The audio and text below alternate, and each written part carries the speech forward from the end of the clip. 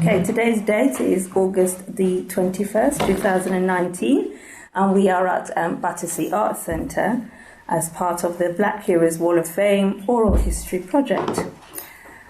I am going to ask Barbara. Barbara, please can you tell everybody your name and give us the spelling of your name for our records? My name is Barbara McLeod. The McLeod is spelled M-C, little c, L-E-O-D. And your first name spelling, please? Barbara, B-A-R-B-A-R-A. Excellent, thank you. Where were you born, Barbara? I was born in Jamaica. And when were you born? 1943. Okay, thank you. So, Barbara, my first question really is just for you to talk to us a little bit about your earliest memories. I won't ask too many questions, and unless you come to a stop, and then I'll try and prompt you. But the sorts of things that we would like you to talk to us about is a little bit about your earliest memories, what you remember about school days, your transition when you came over to this country, your best memories, and try and tell us some of the little stories that you remember as you were younger and what life was like living and working in this area. Over to you. So if you start with some of your earliest memories. Yes. I was born in the parish of Manchester, District Christiana. I grew up in a different part of Jamaica. I wasn't brought up, even though I was born in Manchester, I was not brought up in Manchester. I lived with my aunt from an early age. I went there to spend some holidays and decided I wanted to stay. So I went to school. I've been in most of the parishes in Jamaica because my uncle was superintendent of the Public Works Department. So we moved all over Jamaica. I lived in St. Catherine, Clarendon, Discovery Bay, which is the north coast, the sea, St. Anne's Bay. I went to school there. I also had a private education. I went to, I can't remember this, Ferncourt in Brownstown. My life in Jamaica was a privileged life because my aunt was what they would class in England as middle class. So consequently, I grew up with helpers, went to good school. I didn't have to do much, hence that's why my children doesn't know how to do anything because I don't help them to do nothing. I do everything for them. So, yeah. I have other siblings. I don't know how many siblings have I got.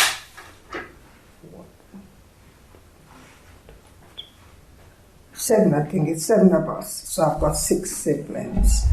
They were brought up by my mother. So. And I see my mother very often. It wasn't a thing that I live with my aunt and never go home.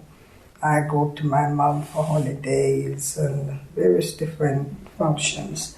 What was your relationship with your mom like as a result? Fantastic, okay. Yeah. And my other sibling, just as good. And, when I go to visit, because my grandmother lived nearby as well, so consequently when I go to visit, there is my uncle, my grandmother, other family members. So, and of course we come from what they call town. So I was the one that encouraged them to do pick, like if there's fruit that they save because they were very religious.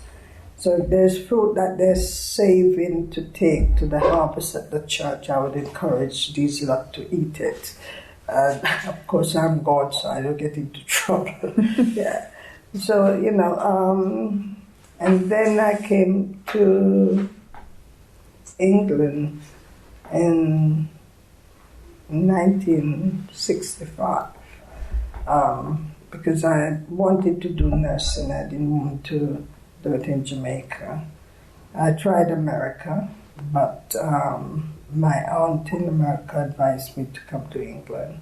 So I came here in 1965 straight into nursing. My early memory of nursing in Cambridge was coming from, I think it was Victoria. And I see all these houses, to me they were all factories. They look like factories to me. And then went to Cambridge, which is Auckland. And I started my training there. So I trained in Cambridge. And after I trained, I came to London. I went to Great Ormond Street, Westminster Children, Charing Cross, St. Stephen's, and then the community. And that's where I retired from. Okay. So I'm just going to take you back to when you came over to England. Who did you come with? Where did you live? How did you? I came on my own because I applied directly to the hospital in Cambridge. So I came on my own and I was met at the station by the matron. And I lived in the nurse's home until I had my children. Then I moved into private accommodation when I had Maurice. I moved into private accommodation, but I'd always lived in the nurse's home until then. So I didn't come to England with anybody. I came here on my own. I was sent here on my own. So 1965, so I've been here quite a while. Mm. Yeah. So. What was your experience of living in that home? Was there anybody that you can remember? What sort of experiences did you have? Trying to get accommodation was difficult.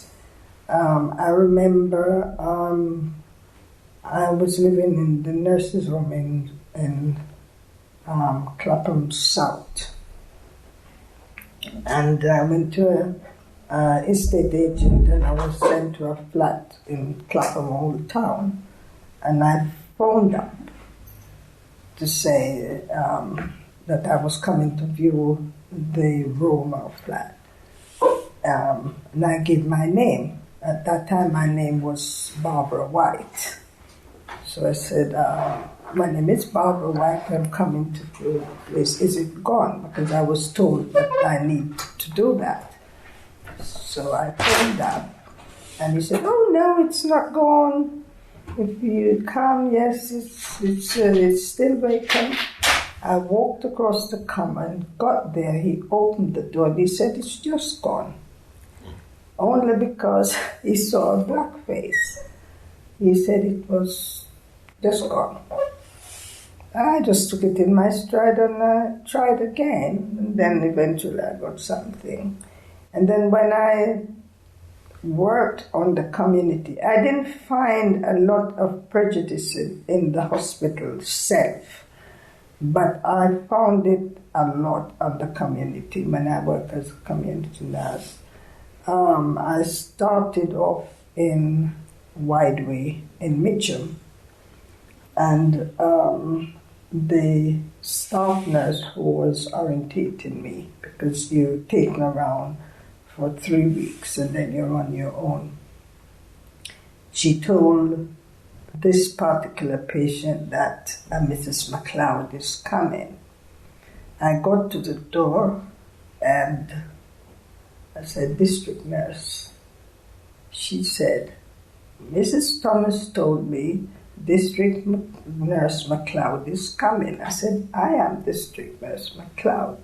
She said, no. She said, District Nurse McLeod is coming. I said, I am District Nurse McLeod.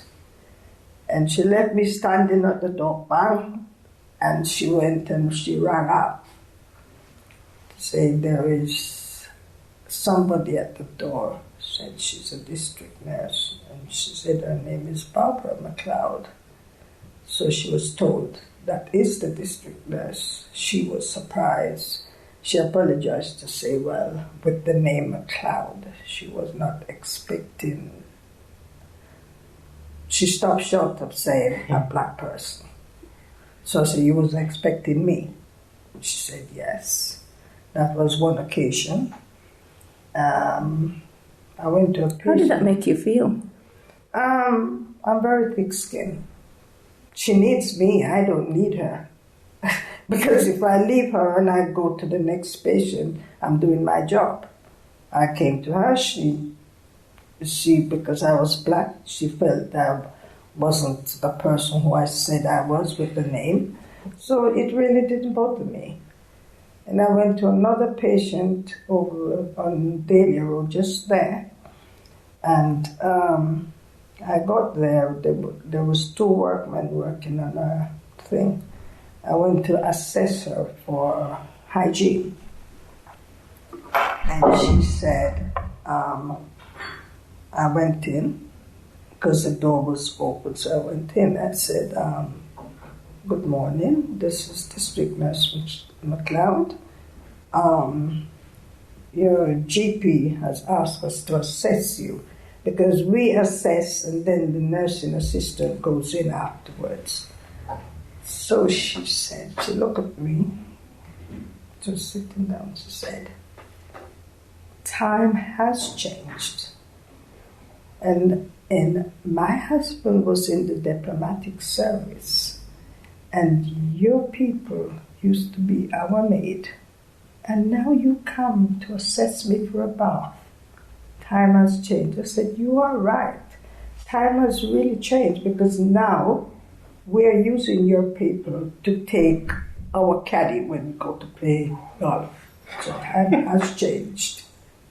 That was it. I mean, there's several times I go, sometime I will answer, sometime I just leave them. Because, ignorant is bliss. Is bliss. So, I've had a lady who I gave a kitten to, and it was lovely. And I went to her I was a day off on the Monday, and I went to her and she said to me, oh, I didn't have a district nurse. I was off on the Monday. She said, I didn't have a district nurse yesterday to give me my insulin until 11 o'clock. So I said, why? And she said, because it was a black girl. She was supposed to come to me, and she didn't. So I said, why do you think it was because she was black? Maybe she was not told that she had to go to you first before she comes to the clinic. No, she knows. I don't go to St. George's, because when you go over to St. George's, there is so many black nurses there, and I don't want any of them to touch me. So I said to her, what hospital do you go to? And she said, she goes to St. Thomas's. So I said, so you don't want me to touch you either? She said, no, you're different. So I said, how am I different? I'm black. She said, no, but you're different. And I've never found out why I'm different. But I'm different. Yeah, so on the community, I find a lot of, and my colleagues do find this as well. They will try to talk to the nurses if they're white the next day about who came and how we work. Our work is substandard and all sorts. Did you find that kind of behaviour hindered you in terms of progress in your career as a nurse? I'm very thick-skinned, and not many things upset me. Where's that thick skin come from, though? I think it's the way I was brought up, because a lot of my personality comes from my aunt, because she was somebody that grew me up. She didn't have any children of her own, and she grew me up to believe that I was not any better than anybody else. Even though I had privileges, I wasn't better than the person without. And anything anybody else can do, I can do it as well if I put myself right. So therefore, and I'm told I'm black or I'm whatever, it really doesn't. My children will tell you that I find an excuse why that person behaved that way. So it doesn't really, I'm very thick-skinned. And another thing, I talk a lot. So things just go, somebody says something to me that's not nice, I tell everybody. And that makes me one of these persons that don't put anything to bother me, that I have to go around and say, oh, I'm so depressed because this didn't matter. I just get on with it. Because that's my personality. Yeah. You know, I'm forgiving. I always see the reason why people do things and why this one probably don't appreciate as that one. So, you know, I think that probably helped me. And I appreciate my aunt for the way she brought me up, because she's instilled some good qualities in me. You know, so, it's really important, I think, Yeah. to have that that confidence where you can speak up for yourself and you've got a voice. Yeah. So tell me a little bit about, you mentioned that after did you get married and then had your first child? Tell us a little bit about that part of your life. It was very hard because when I had Maurice as a baby, in those days, 6 weeks and you're back to work. You're back to work. Now you can take a year off. But in those days, and then I had my cousin who was looking after him. I get there sometimes, I can't do it today, I'm sick. So I have to ring up and find I was a very good liar at work. Fell off the bus, I hurt myself, I can't come in, I'm not feeling well. These are the things. But I had some very good nursing sisters who I could confide in and say that I didn't have anybody last night to look after Maurice. So I had to come in, and then I depended on daily minders until he started school. And then I was fine. With Mark and Keisha, I had a very reliable childminder. So I didn't have any problem with those two when they go to school. And working on the community as well, I could take them with me, do my insulin, and then drop them off at school. So, life was easy for me then. And apart from that, I've taken in, I've brought up about 3 different lot of children. I've brought up my nieces, 2 daughters, and I've also taken my cousin's wife child at 2.5. She's now 33, and I've taken on her son. He's now 16. So, and plus I always have the little ones at my house. My children is always telling me off that I need some rest. I'm not doing too much. But that's just me. I feel like I can do it. So. What was your home life like? Because it sounds like it was very busy with kids and work, and you had lots on. And where did you live? What was your accommodation like? You know what? It was probably would have been.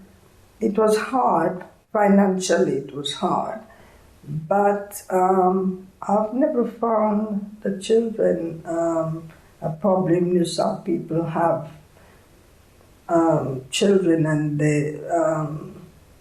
they get prostrated or, because of the things they do. I just take it. As a matter of fact, now they're telling me of the things that they used to get up to. And I knew nothing about it because they would do what they're doing and come in the house sitting down all innocent. And of course, I'm no wiser. I'm no wiser. So, it was hard financially. But, I coped. It's a matter of having to go. Yeah. And do you remember the schools that they went to? What would you say about education at that time? You mean for me or for my kids? For your kids. For Maurice went to, we lived in Battersea first, and he went to school in Battersea. And Maurice used to pretend like he can't read. And I used to go to his open evening and said, his friend used to stay in the evening until her mom comes from work. And I would go and said, Stephanie was her name, Stephanie can read, and Maurice at his age can't read. And the headmistress said to me, Maurice can't read. I said, no, he can't. Everything he comes to me to read, because he can't read, and he's the same age as Stephanie. Why is it he can't read? And she said, don't read for him. He's the best reader in the school. So he used to get me to read, for him, because he was too lazy to do it himself. And then we moved to Wandsworth, and she said to me, send him to Alfarden. That was one of the best schools in Wandsworth. First I couldn't get him in, and she said, go to the education people, and they got him in. So all the rest went to Alfarden, because that was one of the best, I don't think it is now, one of the best schools in Wandsworth. And then he went to, we tried to get him into, what's the name of that school again? In Clapham Junction. And he didn't want to go there. He wanted to go where his friend was going. He wanted to go to Spencer Park. There was a school next to Spencer Park, but he would have got a scholarship to there, because I wouldn't be able to afford to pay. And he discredited himself by sitting in the chair when he wasn't supposed to sit there, put his coat over his back like this. Did all the things to discredit himself. And then when we were going home, Mark was the baby. And I'm pushing Mark in the pram, and because I was so angry, I forget to lift the front of the pushchair up to go on the curb, and of course I went pitching over, and I looked behind me, and there he was, stood behind me, curled up laughing, because he got his own back. But apart from that, my children were very good. They never have any problem with them at school. So now I have my grandson, who is a bit, he's 16 in October, but he's nothing like how these children were, really, that talks, answer back and things like that. Didn't have this problem with these lot, which is different generation. And that's basically me. Okay, so you did nursing for a number of years. Tell us a little bit about your career and what you remember about that.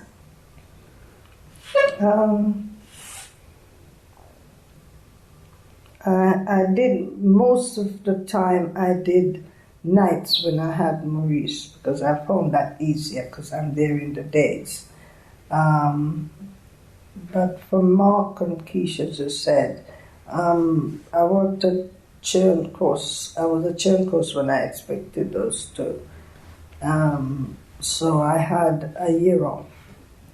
And then when I was ready to go back, childcare would have eaten my salary. So I decided to work on the community, which was better for the children, because sometimes I could take them around with me. Not that it was allowed, but we weren't shouted at if we do. So, were you a single mom at the time? Think of what? Were you a single mom? Yeah, because at that time, my children's dad had left, so I was on my own with them. But I got a little help from him now and again when he thinks that when I complain, then he'll come and have them for a while, or sit with them for a while. But nothing for me to say, well, yes, I got a lot of help. But I still find time to take one of the children, because I had Susie, and I had Trishana, and I had Kenya. So,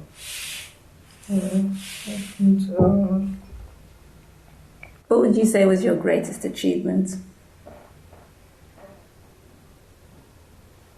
My greatest achievement is that I have, it sounds silly, but I pride myself that I work all my working life, and I've never ever depend on, I don't know what you call it, the income support. I wouldn't even know how to apply for it, because I just made do with what I had. And I tried to bring up my children the same way, to fend for themselves, to do well in school and achieve something that they're not one of the statistics that it lives on, on income support or whatever you call it. And thank God they've made me proud. Even the children that I, apart from my youngest daughter, all of them did well in school. Now I'm just waiting for my grandson to see where he goes, because he's 16 this year. Yeah. So he's going to do his thing. So, but I can't say I am disappointed in any of my kids. They've done me proud.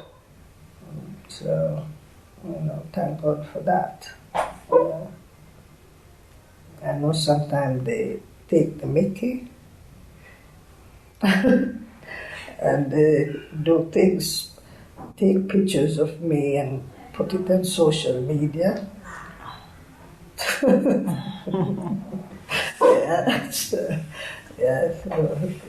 But apart from that, I love my grandchildren. I really do. Too much, I think, sometimes. But I just feel they are who I'm here. I don't need money now, so anything they ask for, I tend to try and, but I'm too loved by the other siblings as well. That's me. And that's me, really. And anything else you want to add, Barbara? No, it is my birthday on Sunday. Happy birthday. Yeah, and they've made me proud. I'm going to Greece on the next Wednesday. So, they've done well.